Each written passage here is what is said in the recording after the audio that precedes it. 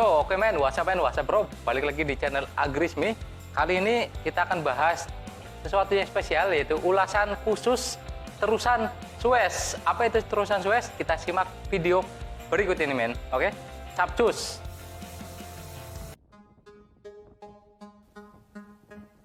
Oke, di sini kita akan coba bahas terusan Suez ya.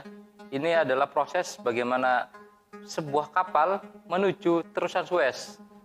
Jadi ada sebenarnya beberapa fakta unik tentang terusan Suez. Bagaimana ini bisa mulai didirikan sampai fakta-fakta unik lainnya dari terusan Suez. Kita akan simak bareng-bareng apa itu fakta-fakta unik dari terusan Suez. Oke teman-teman, batir-batir mamen semua, kita coba perhatikan ya. Ini adalah prosesi kapal yang masuk dari laut menuju terusan Suez. Jadi sebenarnya apa itu terusan Suez sih? Ini fakta pertama adalah mengenai sejarahnya. Jadi terdapat beberapa sejarah dari pembuatan. Oke, jadi memang ini komplit atau selesai didirikan sejak tahun 1869 ya. Kerjasama antara Inggris dan juga pemerintah situ ya, Mesir ya. Memang terusan Suez secara historinya untuk manfaatnya atau fungsinya adalah untuk memotong jalur perdagangan. Karena dulu itu perdagangan antara Eropa dan juga bangsa Asia, termasuk kawasan Pasifik ya, Amerika itu memang benar-benar intens lah. Karena apabila kita lihat di sini ya, apabila kita mengelilingi Afrika itu butuh waktu sekitar 33 hari atau bahkan lebih zaman dulu ya. Oleh karena itu pemerintah dunia itu membuat suatu kanal di sini ya, Suez Canal Route nih, antara Mesir ini, untuk bisa memotong drastis sekali waktu perjalanan perdagangan dunia. Oke lanjut. Nah ini pembangunan terusan Suez dilakukan antara 1859 ya, dan selesai itu sekitar itulah 1869 oleh Suez Canal Company. Jadi memang namanya Suez dan juga dibangun oleh Suez Company begitu. Nah ini yang unik adalah ternyata insinyurnya atau pengembangnya adalah dari Prancis ya, yaitu Ferdinand de Lesseps. Ferdinand de Lesseps namanya rada ini ya, susah. Nah, ini penggambaran dari terusan Suez pada zaman dulu ya, karena memang teknologi masih belum ada, tidak secanggih sekarang. Nah ternyata kawan-kawan, terusan Suez itu menganut prinsip fisika dalam mengantarkan kapal itu ke arah tujuan, kawan-kawan semua. Jadi menganut unsur-unsur atau prinsip fisika. Kita coba lihat unsur fisika seperti apa yang ada di terusan Suez untuk bisa masuk dan juga melewati terusan Suez. Jadi kalau kita lihat batir-batir mamen semua, kita lihat di depan kita itu kan ada suatu pintu ya, pintu dari pintu masuk kanal lah. Ternyata di terusan Suez itu sepanjang jalan itu ada beberapa sekat pintu yang fungsinya adalah untuk bisa secara fisika itu mengangkat atau menurunkan kapal. Kita coba lihat nanti ada animasi penggambaran ya. Oke, ketika ada kapal masuk dari luar, pintunya terbuka, airnya surut, dan ketika pintu tertutup airnya naik. Ya oke, jadi seperti itu teman-teman. Jadi mengapa dibuat seperti ini? Karena memang pada dasarnya terusan Suez itu membelah perbukitan teman-teman. Jadi memang membelah perbukitan, otomatis di antara bukit-bukit itu harus ada sisi untuk bisa menaikkan kapal ya. Kalau misalkan tidak ada sisi untuk menaikkan kapal, nanti rawan longsor, itu bahaya sekali ya. Caranya seperti ini ya, animasi fisika seperti itu ya. Nah ini yang terbaru itu dibuat kalau nggak salah oleh perusahaan Hong Kong ya, untuk bisa membuat pintunya. Jadi pintunya itu double slide lah. Jadi double slide untuk bisa mengeluarkan air dan juga untuk bisa memompa air ke dalam. Oke. Nah ini dibuat oleh perusahaan Hong Kong ternyata, kawan-kawan semua, batir-batir mamen. Oke, fakta menarik ketiga yaitu ditarik oleh kereta mulus ya.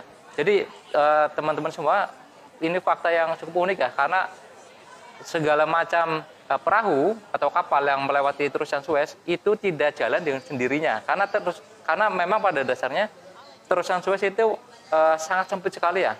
Jadi kapal laut yang besar-besar itu akan susah untuk bisa melewati terusan Suez. Oleh karena itu alternatifnya adalah ditarik oleh kereta kecil seperti ini. Ini kereta elektronik kawan-kawan. Jadi kereta elektronik untuk bisa menarik dan menggait lah, mengarahkan si kapal besar tadi. Oke, kita bisa lihat dulu cuplikannya. Ya seperti itu ya kawan-kawan semua. Jadi memang ditarik, jangan sampai kapal itu hilang kendali dan nabrak malah pintu masuk kanalnya seperti ini ya. Jadi memang ditarik pelan-pelan ya, sambil ngaso, sambil istirahat, menikmati pemandangan. Itulah terusan Suez ditarik oleh kapal kecil. Ini fasilitas-fasilitas yang ada untuk menjaga keamanan nah, dari segala macam mara bahaya yang ada. Oke, fakta selanjutnya adalah sebenarnya berapa sih harga yang dibutuhkan sebuah kapal untuk bisa melewati terusan Suez. Oke, ternyata dari kapal itu wajib deposit teman-teman. Artinya sebelum kapal itu melewati, mereka wajib deposit. Dan depositnya itu tergantung dari ukuran kapal, ukuran atau panjang kapal depositnya. Ini bisa dilihat teman-teman beberapa segmentasi pembayaran ya. Itu ada yang 50 sampai 80, 80 sampai 100, bahkan di atas 100 length ya atau ukuran lah. Jadi ada beberapa yang memang mereka harus bayar deposit terlebih dahulu. Contohnya misalkan kapal KRI Nusantara ya Indonesia mau lewat terusan Suez, otomatis sebelumnya itu harus bayar dulu sejumlah uang sesuai dengan ukuran kapal. Jadi begitu, karena memang servisnya itu nggak main-main di sini ya. Artinya ada tadi kerekan untuk bisa menjaga safety, otomatis itu perlu biaya ya. Nah dari deposit inilah mereka bisa memprovide atau menyediakan fasilitas-fasilitas untuk bisa melewati terusan Suez. Karena memang dari pembayaran awalnya pun untuk bisa pembangunan itu juga mahal ya. Apalagi ditunjang dengan itu tadi kereta mulus ya, kereta mulus namanya. Untuk bisa menggait kapal sampai keluar ke terusan Suez. Oke, itulah kenapa kita harus bayar di terusan Suez. Memang cukup mahal lah untuk satu kapal, bisa sampai ribuan dolar tadi ya teman-teman semua. Ya seperti itulah, karena memang untuk bisa melewati terusan Suez itu sangat efisien ya. Jadi daripada kita muter, rugi waktu, ya, rugi uang juga, bensin, kita mending ke terusan Suez. Nah ini fakta terakhir yaitu untung. Jadi siapa sebenarnya yang untung dari adanya pembukaan terusan Suez atau pengelolaan terusan Suez itu dari siapa? Nah ini ada satu negara yang memang menjadi pengelolanya sekarang yaitu Mesir kawan-kawan semua. Jadi Mesir saat ini mengelola terusan Suez ya, karena memang persis di antara Mesir untuk selatnya lah, kalau bisa kita bilang selat atau terusannya. Jadi memang Mesir yang mengelolanya dan Mesir yang membuat fasilitasnya dan memperbaiki dan mengupgrade fasilitasnya ya. Nah, ternyata dari pengelolaan tersebut Mesir mendapatkan dana cukup besar atau bahkan besar sekali. Kita bisa lihat di sini ya, pada 2018 saja Mesir mendapatkan 5.500 miliar dolar. 5.500 miliar USD kawan-kawan. Gila men. Seberapa banyak ini? Oke. Jadi dari situlah Mesir mulai kaya kawan-kawan. Karena memang dari terusan Suez itu kan banyak sekali kapal yang berdagang, yang lewat, sehingga otomatis dari situlah pendapatan dari negara Mesir. Jadi begitu kawan-kawan fakta-fakta dari terusan Suez. Semoga bisa menjadi manfaat dan ilmu. Jangan sampai kita tidak tahu apa-apa, oke? Tetap ikuti channel Agrisme dan jangan lupa subscribe di sini ya. Oke, besok-besok kita akan simak ulasan-ulasan berita-berita heboh, berita-berita manfaat lainnya, oke? Thank you so much, man. Thank you. Contractor ICA FSC MECO conducts the ongoing 4th